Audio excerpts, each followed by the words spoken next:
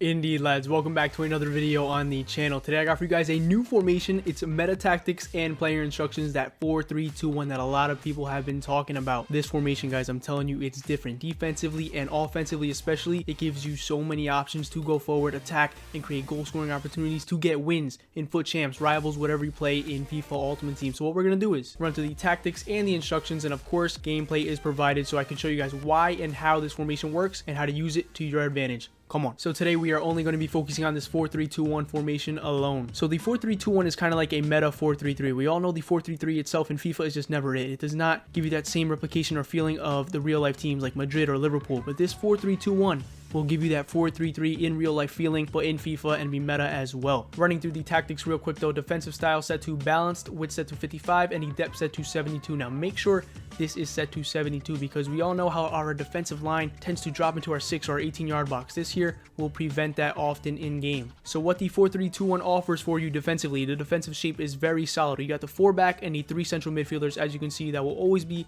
behind the ball, and it makes it so hard for your opponent to break through. You have the 3 central midfielders. You can see they're so compact in this next clip here. Take a look at how close they are and how hard it is for this guy's Ben Yedder to receive the ball and make something happen. Moving on to the offensive side now, guys, build a play set to balanced and the chance creation set to direct passing. Now make sure this is set to direct passing as well. This kind of goes hand in hand with the 72 depth, because when your opponent has less than 72 depth, direct passing pushes their back line into their 6, into their 18, and makes it so much easier for you to attack and play in front of them offensively. So first we're going to talk about the build-up play and then hop into the chance creation. You can see spraying the ball out wide to my outside back, and you can see I'm going to work it in towards the midfield and work it across the pitch between my 3 midfielders. You can see in this case they were flat, and that might not be a good thing sometimes, but it makes it so easy to work the ball side by side until you can find that decisive pass, as you can see, into Eriksen here, and you can see the direct passing working at its finest. My opponent's back line inside their 6-yard box, inside their 18, and I'm making 3 or 4 passes inside the box, making it so easy to score that goal, as you saw there. Let's take a look here one more time.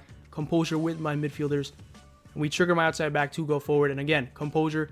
Wait it out. Wait until you have a player on your team showing for the ball. As you can see, Mahrez there. And one more time for the build-up play, guys. It doesn't have to be so slow and composed all the time. You can build up quick. 1, 2, 3 passes here, and we're already up the field. A bit of composure now in this top box area, and we have a goal. So now hopping into the direct passing, the chance creation aspect of things offensively, we can take a look here at this clip. Again, playing inside my opponent's 6-yard box, 18-yard box, 2 to 3 passes inside there. That's because of the direct passing. What it does is pushes your opponent's back line into their 6, because my attackers are making sort of pointless runs to push their defensive line back because they tend to follow them. And you can see here, Mahrez making a run into like the defensive line, into their 6-yard box for no reason, but what it does is allows you to have space in front of them to play and create chances to score goals, as you saw there. And of course, in the attack, guys, in the chance creation aspect of things, the extra pass is key.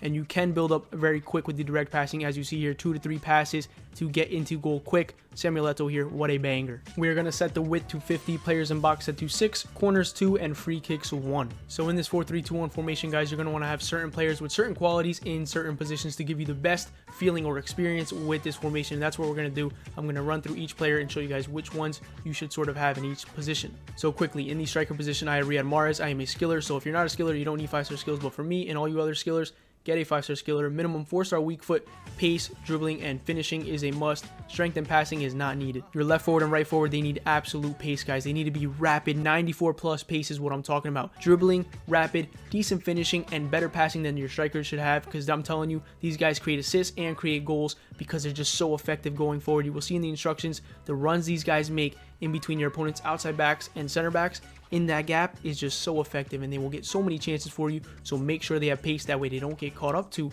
when they make those runs. Your outside center mids, De Bruyne and Eriksen might be the perfect duo for the outside center mid positions here, guys. 5-star weak foot on each of them. They got great long shots, great passing, pace is decent. You don't really need much pace in these midfield positions. You just need an attacking ability and sort of a box-to-box ability as well. Eriksen and De Bruyne kind of give you that, and that's what I think these are perfect candidates for in each of these positions. Your center mid, your holding center mid, almost like a defensive mid, needs to be a pure defender, have some dribbling and passing on him though, because he's going to help out in the attack and be that sort of link from the defensive line into the attacking line. So make sure he can dribble, break out of pressure, and of course make some passes with some decent pace on him, and of course defend. And the back four, you know, just proper outside backs and proper center backs, and you will be fine. So getting into the instructions, guys, starting off with the striker position, stay forward, and that is it. We don't need no getting behind. We don't need no checking in or go out wide, anything like that. He's kind of alone, but he does have support, of course, but we want him to just stay forward and do what he wants to do, and don't restrict him from doing anything necessarily. In these clips here, Mahrez will be the striker. Neymar and Eto'o, you can see building up with him, the left forwards and right forwards around him, giving him some support, as I said he would have.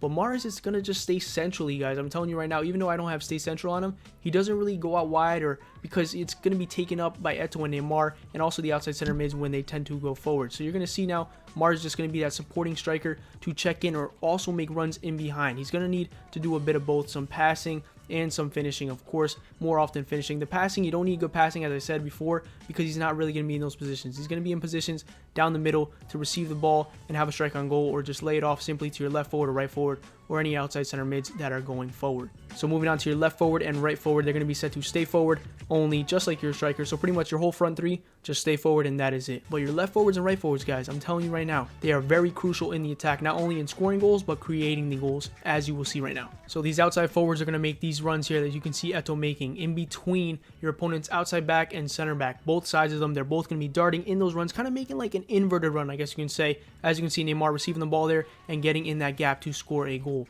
It is so effective, and it is so hard for your opponent to defend, because they need to manually track the run and also tuck in their outside backs or pull their center backs out wide to defend them in this gap that you will see here. De Bruyne, bit of composure now. We find Mahrez, and look at Eto'o in that gap again, getting in behind as well. They're going to be always darting forward in between that gap. So it's two things they got to mark. One, them getting in behind, and two, just that gap itself. And of course, they're going to get a lot of shots and a lot of chances in that top of the 18, corner of the 18, I should say, area, like Eto'o there. So if they have finesse shot on them, make sure to put them on the proper side. Like for example, me, Eto'o on the left side to cut in on his right, finesse far post. Those green time finesses are so effective this year, guys. But again, all in all, these guys here create chances and score chances for you. Moving on to your outside center mids, Eriksen and De Bruyne. They will both be set to absolutely nothing. Cover a wing as well, because if the wing is open out wide, because this is sort of a narrow formation, so they're going to go out there and defend if needed. But if not, as it says, defend the open wing if teammate isn't marking. So if there is a person out there that is, or a player that is not being marked, they'll go help out. If not, they will tuck in and give you that proper defensive structure, as I showed you guys earlier. But offensively, let me show you guys what they do for you. Taking a look at your outside center mids in game, De Bruyne making the entry pass in there. Take a look at De Bruyne. Don't look at the ball. De Bruyne, De Bruyne, De Bruyne. The run and the movement he makes on his own inside the box, unmarked, to score a goal. They're going to make a lot of those runs for you in game. De Bruyne and Eriksen here, once again combining. De Bruyne making the run in behind my opponent's defense. Obviously, I didn't give him the ball, but those are the runs they're going to make, and those are the shots you can take as well with these outside center mids. They're going to be in those positions all the time, as you see Eriksen in here. For your center mid, he's going to be set to stay back while attacking and cover center, and that is it. This guy here is just going to hold and be that sort of pivot player in the attack,